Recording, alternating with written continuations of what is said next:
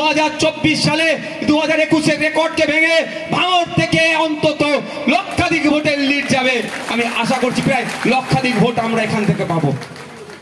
আমার ভরসা 1,09,000 ভোটকে ভাঙড় যারা নেতৃত্বরা আছে দায়িত্ব নিয়ে সেটা পার করবে। হবে তো নাকি ভাঙড়ের ভাইরা? মানুষের কাছে পৌঁছে যান। যারা যারা বলেছিল যে বিজেপি চলে আসবে, তারা বিজেপিকে কতটা আটকাতে পারছে ভাই আপনারা গিয়ে বলবেন। আমাদের হাতে সুযোগ দিতে বলুন, কাকে কিভাবে গণতান্ত্রিক প্রক্রিয়ায় আটকাতে হয় সেটা আমরা ভালো করে দেখিয়ে দেবো, আর সে কল আমরা ভালো করে জানি। যারা 2021 সালে অনেক ভয় দেখিয়েছিল, 2024-এর আর ভয় দেখানোর কোনো জায়গা আছে ভাই?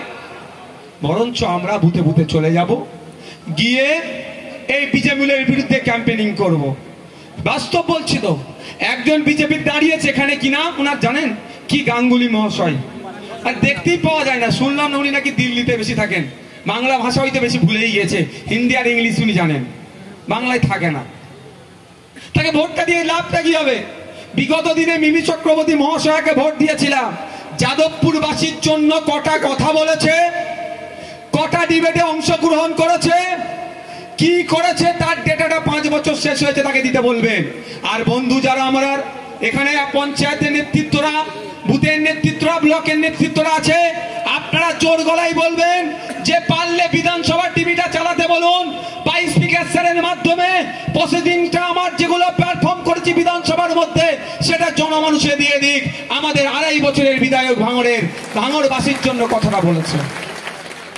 আর আমার ল্যাডের টাকা আমি বিগত দিনে বলছি, আজকেও বলছি, 5 বছর শেষ হওয়ার আগে 3 কোটি পাওয়ার দরকার ছিল।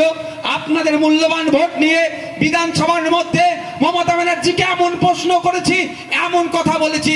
2011 সালের আগে এমএলএ ল্যাডের টাকা ছিল বছরে 60,000 টাকা, 60 লাখ টাকা, সেটা 10 লাখ টাকা বাড়াতে বাধ্য করেছে এই ভাঙড়ের বিধায়ক। এখন 70 লাখ টাকা হয়েছে।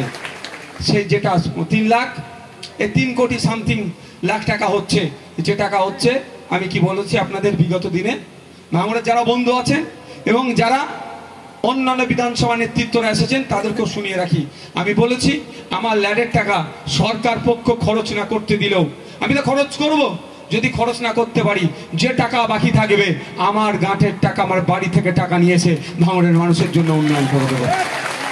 আর কি বলেছি, 5 বছর শেষ হবে, আমার পিরিয়ড শেষ হওয়ার সাথে সাথেই এই 5 বছরে আমি ভাঙড়বাসীর জন্য কত কি করেছি, কজনের জন্য সই করেছি, আইডি কার্ডে কতজনের রেক্টিফিকেশনের সই করেছি, আধার কার্ড থেকে শুরু করে রেকমেন্ডেশন থেকে শুরু করে কতজনকে ব্লাড দেওয়া হয়েছে, টোটাল ডেটাটা আমি জনমানুষের কাছে এই খামে ভরে প্রতিটা বাড়িতে বাড়িতে ভাঙড়ে আমি পৌঁছে দেওয়ার চেষ্টা করব। আমি তো করবো বলেছি। আমার তো এখন পিরিয়ড শেষ হচ্ছে না ভাই। কার পিরিয়ড শেষ হয়েছে? মিমি চক্রবর্তী মহাশয়ের।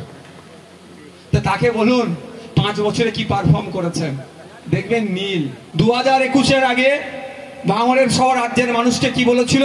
বিজেপি চলে আসবে, বিজেপি চলে আসবে, সিএ করে তাড়িয়ে দেবে। আজকে ভাঙড় সহ সারা রাজ্যের মানুষ বুঝে গিয়েছে সিএ হচ্ছে একটা ভোট ধরা কল। সিএটাকে দেখিয়ে তৃণমূল তার ভোট চুরি মানে ভোট ধরে রাখতে চাইছে, আর বিজেপি একটা অংশের ভোট নিতে চাইছে। দিনের শেষে বিজেমূলের যে নাটক করছে এটা ভাঙড় সহ সারা রাজ্যের মানুষ জেনে গিয়েছে। আমি বিধানসভা ভোটে 1,09,000 ভোট পেয়েছিলাম। আমার বিশ্বাস ভরসা, আমার ভালোবাসার ভাইরা যেভাবে মানুষের পাশে থাকছে, মানুষের অভাব অভিযোগ যেভাবে শুনছে, যেভাবে সমাধান করার চেষ্টা করছে,